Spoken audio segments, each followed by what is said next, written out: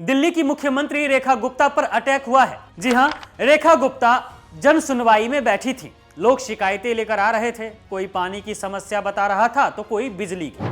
लेकिन अचानक एक शख्स जो गुजरात के राजकोट का रहने वाला है, जिसका नाम राजेश खिमजी साकरिया है, उसने जन सुनवाई के वक्त सीएम रेखा गुप्ता पर अटैक कर दिया। शिकायत का कागज पहले थमाया और फिर झट से अटैक किया। सीएम साहिबा का सिर टेबल से टकराया, अस्पताल जाना पड़ा, लेकिन वो ठीक हैं अब। आरोपी को पुलिस ने तुरंत दबोच लिया। बीजेपी वाले फूट पड़े कि ये तो कायराना हरकत है, दिल्ली की सेवा करने वाली नेता पर हमला है ये। लेकिन सोचने वाली बात यह है कि देश की राजधानी दिल्ली में सरकार बीजेपी की ही है, दिल्ली पुलिस केंद्र सरकार की है और केंद्र में भी बीजेपी की ही सरकार है। फिर कैसे रेखा गुप्ता पर अटैक हो गया? सवाल तो यह भी है कि Z+ सिक्योरिटी वाली सीएम की सुरक्षा में इतनी बड़ी चूक कैसे हुई? कहीं ऐसा तो नहीं है कि किसी अपने ने ही ये अटैक कराया हो?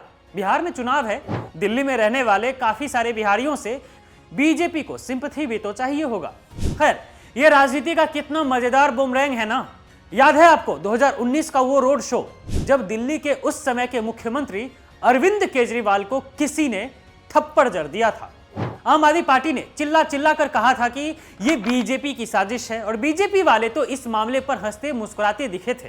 बीजेपी लीडर्स ने कंडेम तो किया, लेकिन साथ में कहा कि ये आपका ड्रामा है, सिंपैथी गेन करने का तरीका है ये। मतलब थप्पड़ पड़ा केजरीवाल पर और बीजेपी वाले सोशल मीडिया पर मीम्स बनाते घूम रहे थे। और तो और 2014 में भी ऐसा ही हुआ था, जब आम आदमी पार्टी की रैली में केजरीवाल को थप्पड़ पड़ा था और बीजेपी ने इसे स्पॉन्सर्ड अटैक कहा था।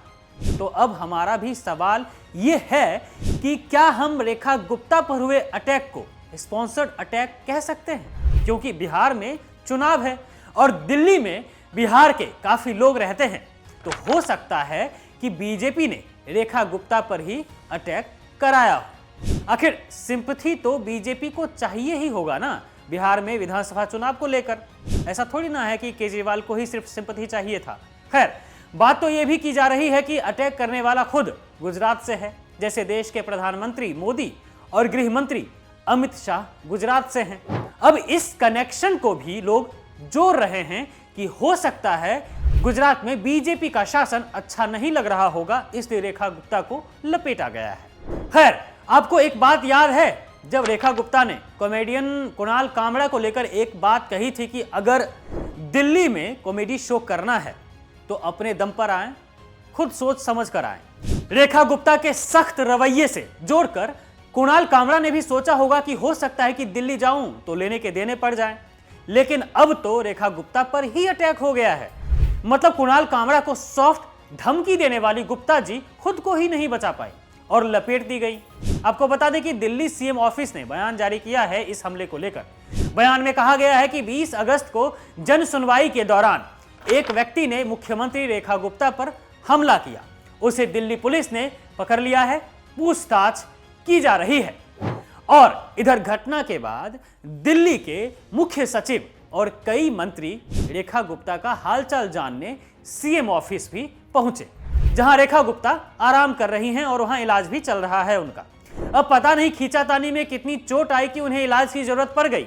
अब हो सकता है कि ज्यादा चोट लगी हो टेबल के कोने से। खैर, इस तरह के हमले की निंदा करते हैं हम और बीजेपी से एक बात कहना चाहते हैं कि किस्मत पलटती जरूर है, इसलिए कभी दूसरों पर थप्पड़ बरसता देख हंसना नहीं चाहिए।